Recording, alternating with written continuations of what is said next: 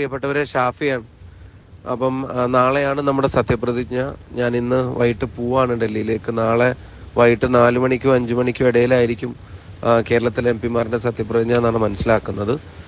അപ്പം വടകര നൽകിയ ഉജ്ജ്വലമായ വിജയത്തിനും അകമഴിഞ്ഞ പിന്തുണയ്ക്കും ഹൃദയം നിറഞ്ഞ സ്നേഹത്തിനുമൊക്കെ നേരത്തെ പറഞ്ഞതുപോലെ വാക്കിലൊതുക്കാൻ കഴിയാത്ത നന്ദിയുണ്ട്. ഇനിയിപ്പം 29, 30 പാർലമെന്റ് ഉണ്ടാവില്ല. ശനി ഞായർ ദിവസങ്ങളിൽ ഞാൻ വടകരയിലുണ്ടാവും. പിന്നെ 1, 2, 3, 4 കഴിഞ്ഞാൽ ഈ ചെറിയ സെഷൻ അവസാനിക്കും. 5 മുതൽ നമ്മുടെ ബാക്കി പര്യടനം കാര്യങ്ങളും തുടരും.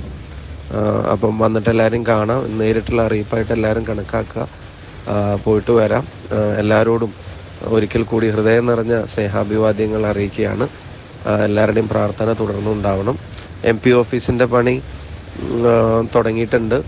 അതിൽ ചെറിയ ഫിനിഷിംഗ് വർക്കുകളുണ്ട്. അത് തുടങ്ങിയിട്ടുണ്ട്. അപ്പോൾ പാർലമെൻറ്റ് സെഷൻ കഴിയുന്നതോടുകൂടി MP ഓഫീസിൻ്റെ ഉദ്ഘാടനവും നമുക്ക് നടത്താൻ പറ്റും.